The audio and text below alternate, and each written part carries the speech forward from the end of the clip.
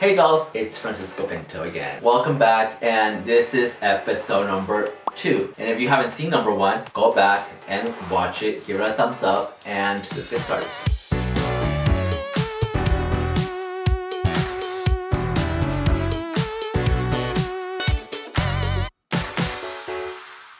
And this is going to be about when I lose my virginity. I'm just kidding, no. I'm just kidding, no. This is when I started doing hair. My journey with hair actually started in middle school, and it started with my sister. She was my little inspiration. She was my first model, my first client that I ever did hair on. And this is the reason why I did it, because every time we went out to a party or dinner or somewhere nice, she would dress really cute, and she was still cute, you know, my little sister's really cute, but her hair wasn't cute. She has curly, nappy, kinky hair. And at that time, you know, my mom doesn't do hair, and she didn't know how to tame her hair because it literally needs to be tamed. And she would just shower her and just let her brush her hair and let it be. But I didn't like it, you know, because I wanted her to look cute. So what I would do is I would have her laying on the bed, you know, just lay down and stay very still, because I was going to iron her hair. And that's the first thing I ever did with hair. You know, I ironed my sister's hair, made it straight, because I didn't have a flat iron. You know, I didn't even know what a flat iron was. My parents would get so mad because they thought, and it's true, that I was going to damage her hair and her hair was going to fall off, and she was so little, why are you messing with your sister's hair? But I still did it, you know, we would hide that. By the time they noticed or realized that what we were doing, her hair was already done. So what are you gonna do, wet it? No, of course not. So after a while they gave up and just let me do whatever I wanted to her hair, you know? So I did, and I then started doing cornrows on her and twisties. That's what I was in at that time, you know, the little twisties that you did in the front, and you would put a rubber band, like a little tiny rubber band, like a different color, you know, it was like red, blue, red, blue, red, blue, you know, you would just mix and match with those little rubber bands. And that was in at that time, so I would do it, and I was really good at it, you know. And little by little, my neighbors started noticing it, my friends started seeing it, so they started asking my mom, how do you do your daughter's hair? Or you do really good, how do you have the time to do it, and this and that, you know. But my mom would tell them, you know, I don't do it, Paco is the one who does it, you know, because everybody calls me Paco. And they're like, what? Like him? Like, you know, your son? Paco does her hair? So everybody was always shocked to hear that it was me who was doing her hair. So they started asking me if I can do their daughter's hair, or if I can do my friend's hair, you know. So I started building a little clientele. I mean, they weren't paying me, you know, even though I did want them to pay me at least $1 or something, but they never did. But that's how I started doing hair. By the time I got to high school, I was the guy that you went to for prom, or they were going to a quinceañera, or you name it, I was the guy to go to. So I was doing updos by then now, and I loved going with my mom to the salon, and I would pay attention to what they were doing, you know, and whatever I saw them do that day, I went home and I practiced it. I want to say I had a very photographic memory, where you see something and it stays in your mind, and I say I used to, because I don't have that freaking memory no more, you know. I don't. But one of the things that I really enjoyed every time I knew she was going to go to salon was blow drying. To me, it was fascinating, especially that noise that the blow dryer makes when the blow dryer hits the brush and the hair, when it is making pressure, like ooh. I love that noise. To me, like, that was like, oh my god, I would get so excited. And just seeing the hair, the way they turned it on the brush, and seeing it glide through the brush and just becoming smooth and with volume, and how it left the ends like with a very slight curl, you know, like bend. To me, that was like, wow, like your hair can do that. Because I mean, I was doing hair too, but I was just flat ironing, doing cornrows. So to see them, what they can do with the blow dryer and a round brush and create this volume in the hair and make it look so shiny and beautiful, to me was like amazing. I was blown away. But even though I was doing hair, you know, doing twisties and cornrows and ironing hair on the bed, like, I never did see it as a career. And not because I didn't like it, but because I always wanted to give myself a good lifestyle. I always wanted to be able to provide for my family. I didn't want to struggle the way my family did. I didn't want to be rich. I just wanted to be able to give myself and treat myself to things that I wanted. But one thing that to me that's very important, and I always told myself throughout high school, was that whatever I choose to do in life and as a career, that I wanted to be happy every morning. I wanted to wake up and be happy to go to work and enjoy it. Because I would see a lot of people who got up every day and complained so much about going to work. I saw them so unhappy. So I always told myself that I was not going to be that person. Whatever I chose to do, I was going to be happy doing it. But I also had to make sure that whatever I chose to do was going to support the lifestyle that I wanted, and that it was going to give me a feeling of achievement that I'm doing something, because I don't want to be a loser. I didn't want to be treated as a nobody, as someone who's not worth anything that you can just push around and do whatever you want with. You know, I wanted to be respected and successful. And in order to be respected, you have to be successful. You know, that was my mentality then, you know, but it's not. You should respect everybody no matter what. But I wanted to be respected. So I didn't see hair as something that you can be successful in, you know, or that you can become something, because I only knew a small portion of it, of this beautiful, amazing industry, which was the salon. That a hairstylist just works at a salon and makes X amount of money, because I would see what my mom would pay. And I was like, I'm not going to survive off of that. Hey, make sure you subscribe right here. Okay, so click, come on. But it wasn't until my best friend at that time, you know, another amazing person that will always stay in my heart, is my best friend, Carmen Escobar. At that time, she brought one day, we had graduated, because I actually went to an art institute for interior design, because I thought she was going to be an interior designer, you know. So I went, enrolled, and I dropped out a month after. I hated it because there was textbooks and more writing or math. Not for me. So I dropped out. I was very lost at home, sitting, feeling like a loser, not doing anything with my life. And my best friend, Carmen Escobar, she shows up to my house one day with a tear sheet from a magazine of a Paul Mitchell ad. You know, Paul Mitchell, the school. And I look at it, and this is something that she had already told me, you know, to go to cosmetology school, because I was really good at it. And you know, she always encouraged that on me, but I always said no, because in my head, I'm gonna be broke my whole life. But she came with that ad and just told me, call and make an appointment, go look at the school, just give it an opportunity, do it for me, just take a look at it.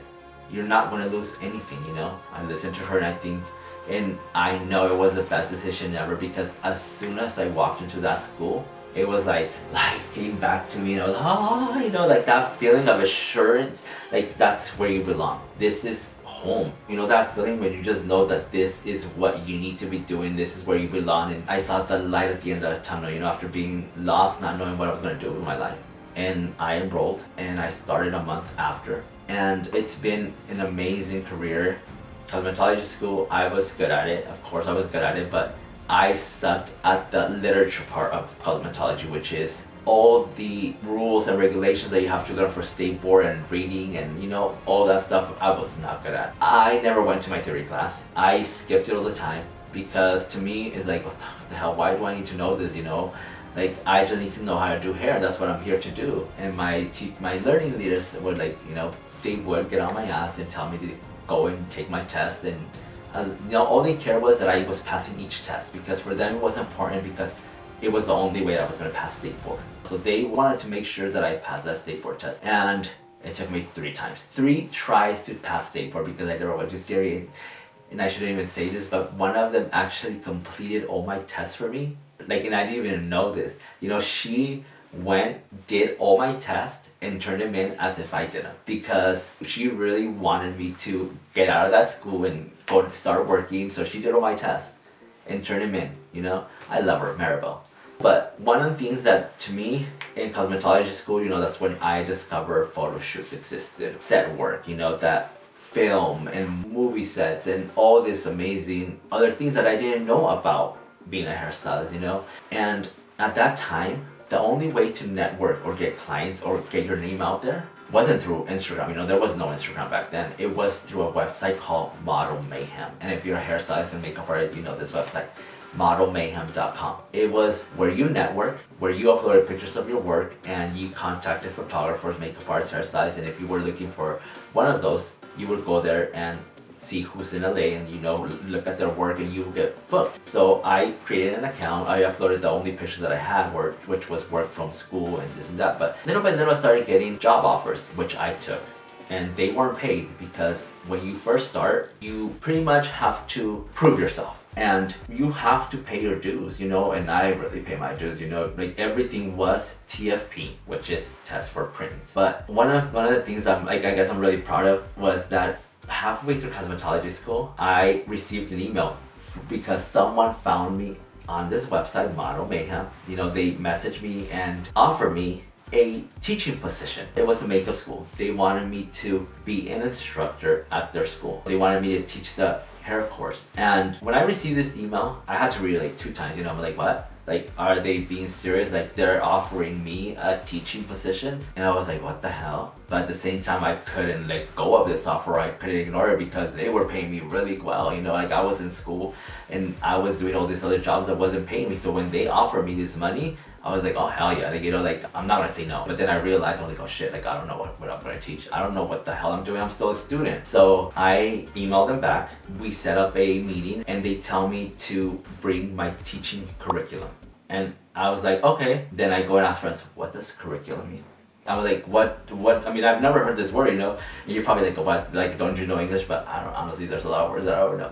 But I didn't know, so I go and tell them, you know, I didn't tell them yet what it was for, you know, but I'm like, what does curriculum mean? So they told me, so like, it's a guide of things you're either gonna teach or show, you know? So I was like, oh, so they want me to come, I guess, bring my teaching curriculum, you know? So I'm like, okay, so what the hell do I put on there? You know, I'm like, I don't know. I mean, like, I'm barely learning how to do hair myself. I've only been in school for half a year. How am I gonna know what to teach someone when I probably haven't even learned everything that I need to learn myself? But I thought about it and I was like, okay, if I was in that situation, in a school like this, what would I need to learn? But from that half of your experience, I was like, okay, I should teach this, I should teach this, I should teach this and this and that and that. Pretty much everything except for chemicals or hair cutting, you know? But I went with that teaching curriculum to that meeting and I bullshitted everything, of course, you know, because I couldn't tell them, oh, I'm still a student, you know, that's who you're hiring. No, you know, I told them that I had a few years of experience, that I have worked here and there,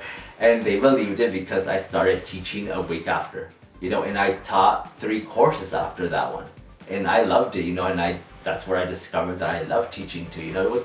It's a really good feeling seeing someone who comes who doesn't know the knowledge or doesn't have any training in something, you know, whichever art it is, you know. I love seeing people work on their talent, do something with their talent. That to me is like, wow, to see someone flourish and succeed, it's a really freaking amazing feeling.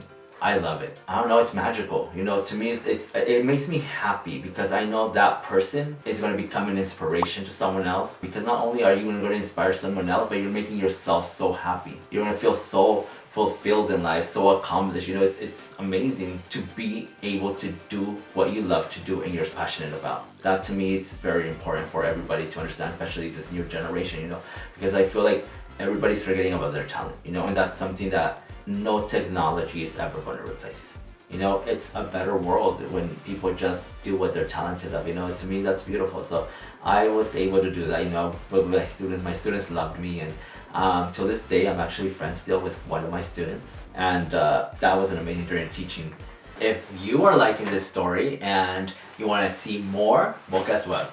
You're only going to see it if you're subscribed, so subscribe. So I graduated cosmetology school, you know, 2 months late, but I graduated. I worked at 2 salons, two amazing, well-known salons, but I got fired from them. One was from Session Salon, and they fired me because I guess I showed up late all the time.